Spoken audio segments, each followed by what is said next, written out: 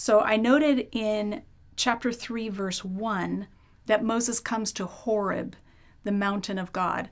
Now later, the Israelites are going to come back here with Moses, and then it's called Mount Sinai. So some have said this is the evidence of the joining of two different narrative traditions by two different authors, and that's why we have two different titles. I'm actually persuaded that there are other reasons that are better explanations for why we have two words for this mountain. And so I'll share what I've learned. So it's possible that Horeb is the name of the wider area, and that Sinai is the particular mountain. It could be that Horeb is the name of the mountain, but the name changes because of Moses' encounter with Yahweh at this mountain. In verse 3, we saw that Moses saw that though the bush was on fire, it did not burn up. Yahweh appeared to him in the flames of fire from within a bush. And the word for bush here is a rare word for bush. In Hebrew, the word is Sinai. So you can see the relationship between the Sinai bush and Sinai, the mountain. It's just different vowels with the same consonants. So it could be that because of Moses' encounter with the Sinai on this mountain, that they begin to call it Mount Sinai, that the mountain is then named after the bush of that encounter.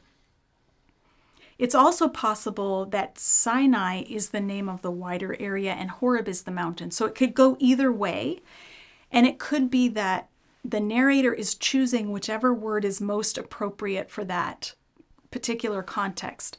So there is a later place here in chapter 3, Horeb might be the region, but later there's one place where it's called Mount Horeb. That's in chapter 33, verse 6.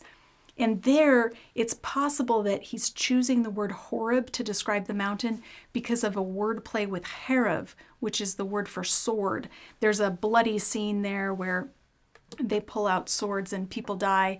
And it could be that he's calling the mountain by the name that sounds like sword to create a kind of word play. So either possibility could be an alternate explanation for why we have these two names that are interchangeable, rather than supposing that there's two separate traditions that got combined later in time. Exodus 3 verse 12 coordinates these two locations. It says, "And this will be the sign to you that it is I who have sent you. When you have brought the people out of Egypt, you will worship God on this mountain."